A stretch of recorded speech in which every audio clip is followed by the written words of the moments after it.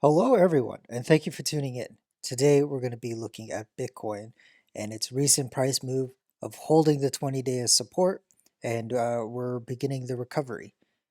If you do like this video and the other videos that I make on this channel, be sure to hit the like button down below and also consider subscribing. Well, we see support on the 20-day. We've been holding it for, as of now, 3 days, going on our fourth.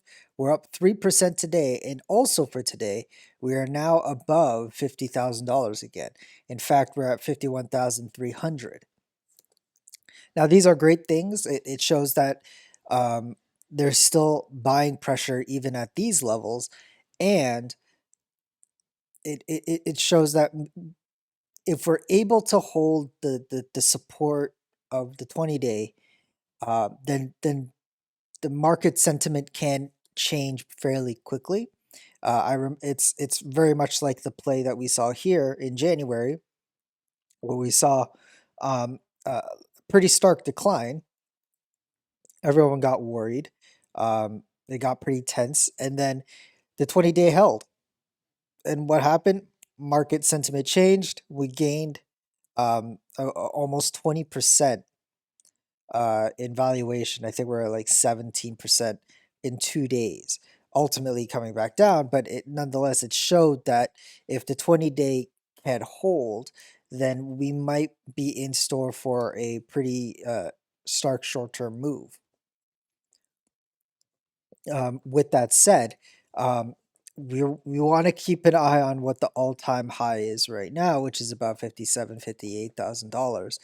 If Bitcoin gets above that level, say this rally, this recovery continues on for the next few days and it reaches up to $58,000, um, this is a scenario that almost happened here in January, but we didn't quite make it to the all-time high again until much later. But um, what it what it did do at that time, uh, that it didn't make its prior all-time high, altcoins rallied, and I'll show you what I mean. So we'll pull up Ethereum here on the daily.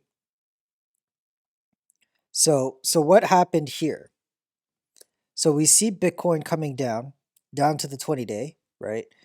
We see that during that same time frame, Ethereum was, you could say slightly bleeding or essentially moving sideways. However, when it came to the January 14th, and this is the daily candle where Bitcoin moved up 4.5%, but it again didn't quite make it to the prior all-time high and started bleeding again. What happened? Ethereum moved. Ethereum moved uh, roughly from close to the top of the candle, moved up 43% in that same amount of time. So that is something to take note of. As long as Bitcoin doesn't reach its prior all-time high and or right on it, so say like I would say maybe 57, $56,000, um, is we're getting into the territory of people start thinking of Bitcoin breaking the all-time high. As long as we stay relatively far from the prior all-time high, um, then we might see a repetition of altcoins again making that move, like what Ethereum did during January when Bitcoin tried to make another rally to break the all-time high. It didn't, and because of that, Ethereum rallied.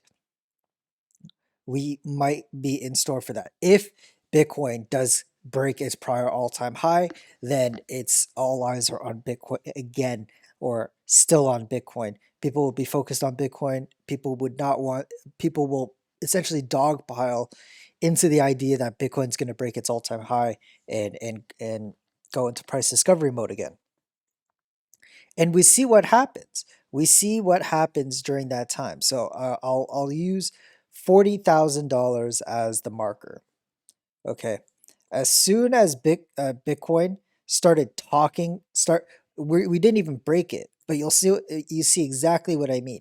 When Bitcoin decides, or when people start thinking about Bitcoin breaking its all time high, um, starting on February 6th, like we wicked right up to the line. Ethereum dropped 4.5%. And you could argue that this was pretty close too, um, but not as quite as close as here when we wicked up to it. And then the next few days we held that line, held that level, and then on third day we moved up nearly 20% in a day, breaking past the prior all-time high, and that's when the bleeding started with Ethereum. Because why? Bitcoin's in price discovery mode. Everyone wants to be a part of the Bitcoin bull run, and then Bitcoin reached a high of $58,000, and here we are today. So that's essentially what I'm seeing right now. It's still all eyes are on Bitcoin. If Bitcoin's going to rally all the way back up to its prior all-time high, then we might be in store for another Bitcoin run, and all coins will continue to bleed. If, however, we see a repeat of what happened early January, where we see an attempt but not a confirmation of breaking the prior all-time high, then we should be in store for another decent run by altcoins, and especially Ethereum. And so that is what I'm looking at. And March could be that good month for altcoins. Not to say that altcoins haven't been doing well. I think relatively speaking, altcoins have been doing well. But as I always said, Bitcoin's at $50,000, and Ethereum, even when it was at $2,000, I said that there should be like Ethereum should be more at the moment if Bitcoin's at $50,000. But that's just me. That's how I see it. We'll definitely see in the next coming days. We are coming into the weekend, so that will make it fairly interesting. Hopefully, by early next week, we get some kind of idea on, until at that point, if Bitcoin has made it to its prior all-time high, or B, Bitcoin made an attempt but didn't quite make it there, or C, we break down from here, because that's also a possibility that we break down the 20-day and continue moving down. And if it's the last scenario, then there's two sub scenarios in that, right? Like it could break with very aggressively, and the volatility itself will kill all coins.